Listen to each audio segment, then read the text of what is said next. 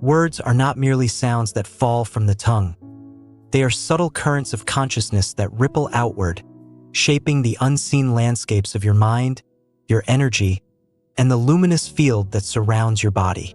Yogananda often taught that the universe itself is built on vibration, and that every vibration carries intention, form, and direction. When a person speaks, they do not simply express ideas. They activate forces. They send sparks into the invisible. And these sparks, depending on their nature, either illuminate the aura or dim it. They either lift the vibration of your inner being or drag it into heaviness. Human beings tend to underestimate this power because words seem so ordinary, so effortless, so familiar. Yet the deepest spiritual traditions have always known that speech is a creative instrument that touches the same realm from which the universe was born. Before we begin, if you enjoy this video, give me a like, comment below about your thought, and don't forget to hit subscribe so you don't miss any update video inspired by Yogananda. Now, let's dive deep together. When you speak a word with awareness, you are not only shaping your own psychology but transmitting a frequency into the subtle body.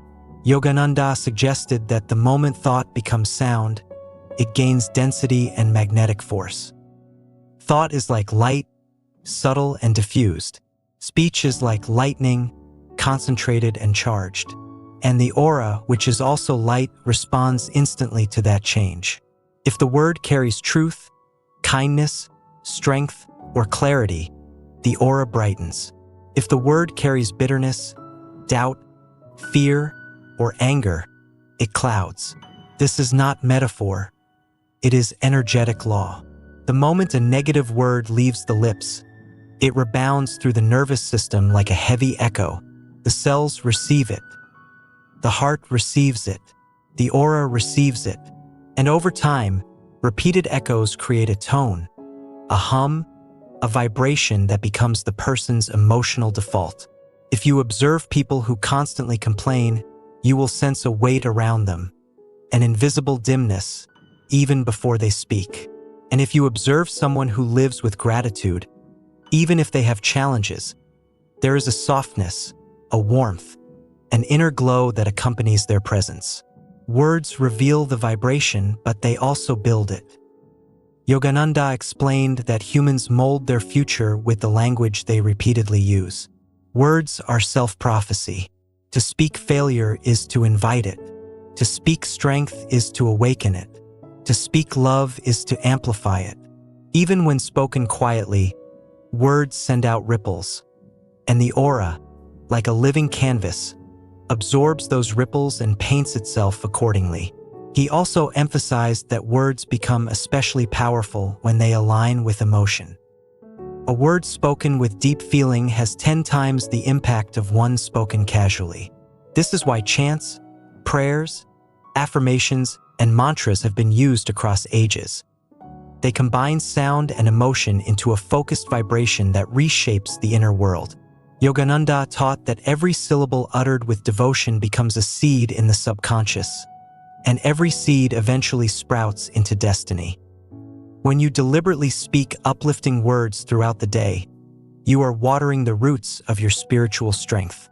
You are training the aura to hold more light. You are telling your energy field what direction to move in. And the aura listens far more eagerly than most people realize.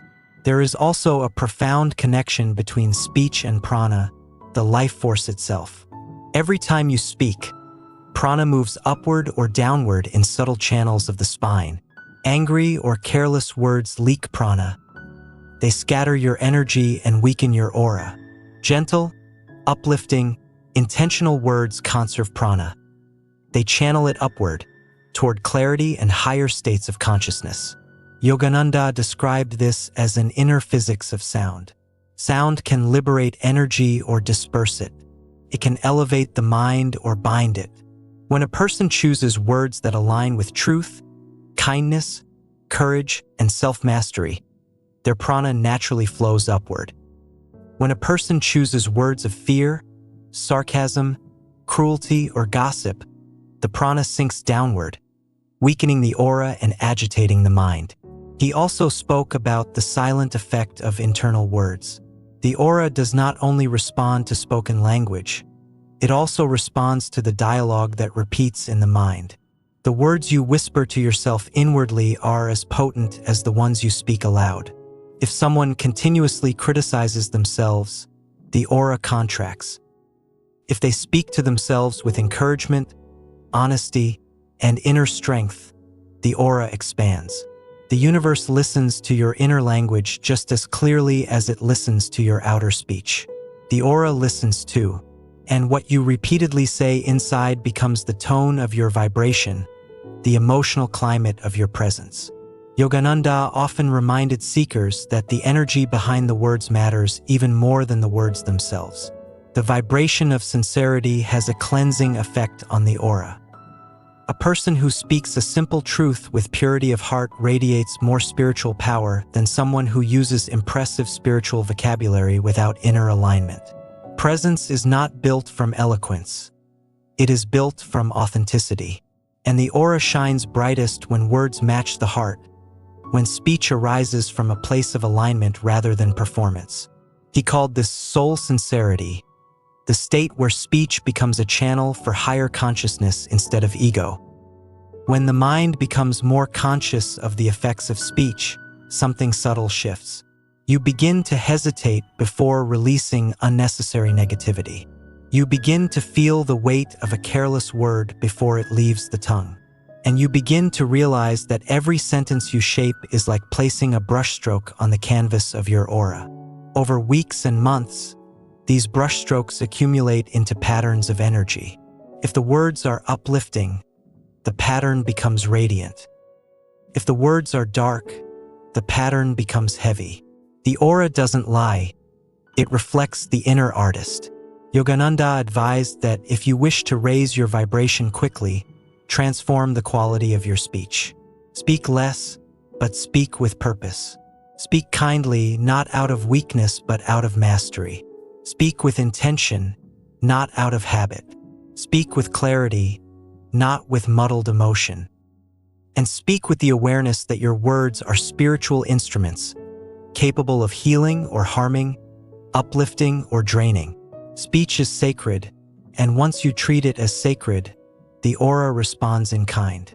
He also emphasized that the highest vibration emerges from words infused with love. Love is the most potent frequency in the universe. It is the essence of the soul. When a person speaks lovingly, not sentimentally, but from the deeper well of compassion, their aura becomes magnetic.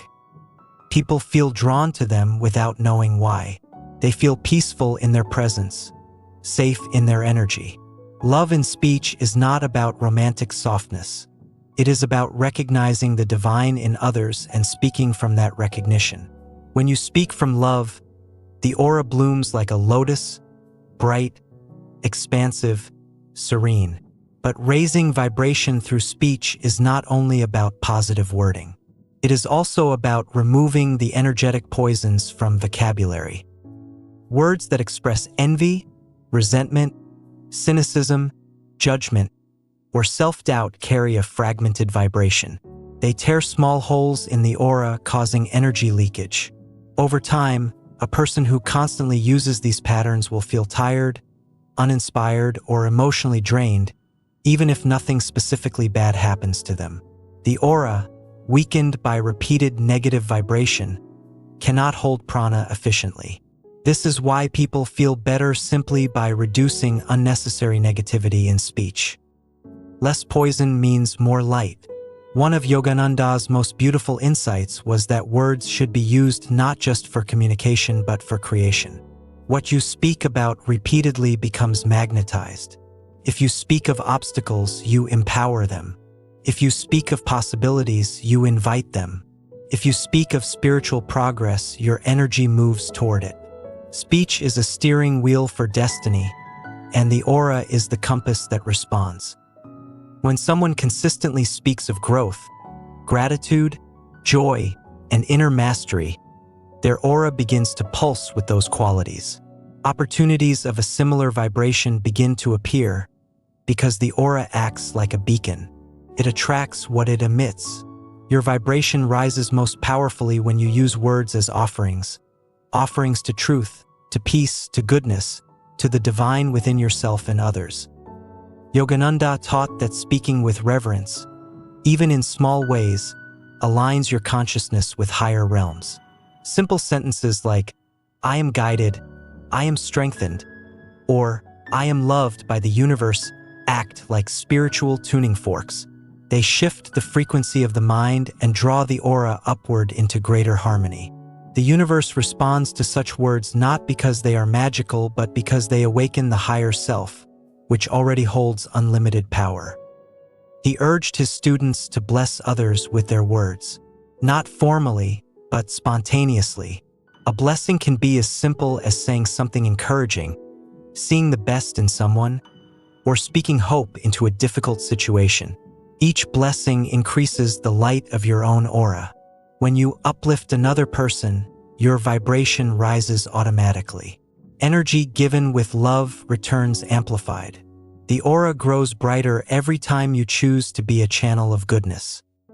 Ultimately, raising vibration through words is an act of self-mastery. It requires awareness, discipline, and a willingness to choose consciousness over impulse. But once you understand the relationship between sound and spirit, you begin to speak more deliberately. You begin to feel the power behind every syllable. You begin to treat speech as a spiritual practice. And slowly, your aura becomes a mirror of that practice. More radiant, more peaceful, more magnetic, more anchored in truth. Yogananda taught that the highest form of speech is silence filled with divine awareness. Silence itself carries a vibration, a deep, calm, luminous presence. When you sit in silence and then speak from that state, your words become charged with the energy of the soul. They carry weight not because they are loud, but because they arise from depth. Such words heal. Such words awaken. Such words purify the aura of both speaker and listener. If you immerse yourself in this understanding, your entire relationship with language changes. You begin to speak not from wounded ego, but from expanding consciousness. You begin to use words as instruments of light. And gradually, you notice something subtle. You feel lighter. You feel clearer. People respond to you differently. They feel uplifted around you. Your aura becomes a quiet magnet of peace. And without forcing anything, you move through life with a sense of harmony that others can feel even before you say a word.